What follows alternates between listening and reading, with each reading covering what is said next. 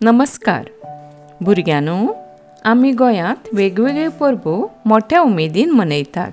चवथ, दिवाळी, नातलां, ईद, रक्षाबंधन, नागपंचमी, गोकुळाष्टम, तातूंतली वडा पुनव ही सुद्दां एका दिसाची परब आसा.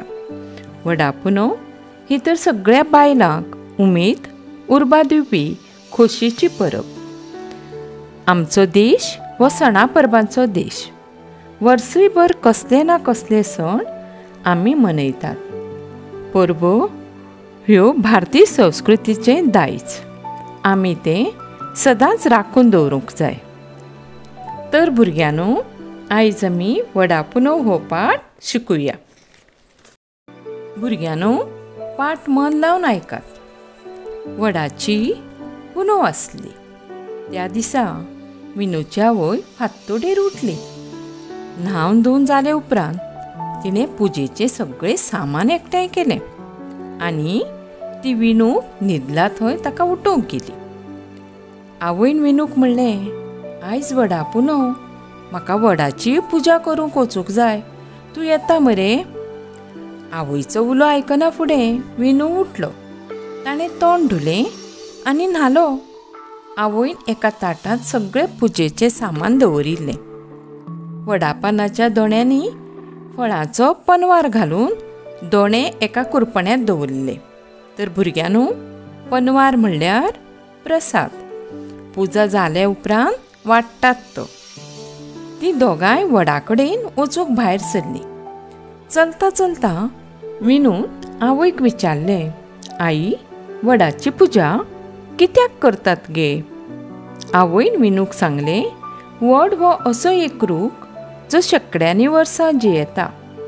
मनशाक खबर ना इतले वर्सां सावन वड जगत आयला. वडाच्या झाडाची पुजा केली जाल्यार घरच्या मनशाचें आयुश्य वाडटा असो एक भावार्थ आसा. पूण आई, वडाचीच पुजा कित्याक करूंक जाय? खरें म्हणल्यार आमी सगळ्यांनी सगळ्याच झाडाची पुजा करूंक जाय. विनून म्हणलें. कित्याक रे अशें म्हणटा तूं? आवयन विचारलें. विनून आवयक सांगलें, टिचरीन आमकां शिकयलां, झाडां आमकां प्राणवाय दितात. झाडां नाशिल्लीं जाल्यार आमकां प्राणवाय मेळचो नाशिल्लो. झाडां हवेंतलो कार्बन डायऑक्सायड ओडून घेवन हवा निवळ करतात आनी प्राणवाय आमकां दितात. विनून म्हणलें. तशें जाल्यार आवयन म्हणलें, झाडांचे आमचेर खऱ्यांनीच उपकार म्हणूंक जाय. हे प्राणवाय आमकां आपशींच कसलेच त्रास काडिनासतना मेळटा म्हण आमकां ताचें म्हत्व ना. वड हो सगळ्या झाडांचो राजा कसो. ताची पुजा केली उपरांत आमी सगळ्याच झाडाची पुजा केल्ल्या भशेन जाता अशें आवयन म्हणलें. उलयता उलयता ती वडा कडेन पावली. थंय आनीकय बायलो वडाच्यो पुजा करूंक आयिल्ल्यो. विनून वडाच्या झाडाक पळोवन म्हणलें, आई, वड केदो व्हडलो रूख न्हय? आनी ताजीं मुळां पळय, कशीं भायर हुमकळटात तीं. आवयन हय म्हणलें. आनीक विनूक सांगलें, ताचो आवाज केदो पळय, खांदयो पयस पयस पातळ्ळ्यात, कितल्या तरांची शेवणीं थंय बसल्यात. तशेंच वडाक कुचकुचीत फळांचे घोस लागतात. देखून शेवण्यांक दुसरे कडेन खाण सोदूंक वचपाची गरज ना. पयलींच्या काळार हो वडा रूख रस्त्याच्या कडेक मुद्दाम लायताले. जण एकलो वाटसरो ताच्या सावळेक विसव घेतालो. कांय वडाच्या सावळेंत खंय 4-5 हजार लेगीत मनीस बसूंक शकताले. मध्य प्रदेशांत खंय असोच वडाचो रूख 2.5 एकर भुंयेचेर पातळ्ळा.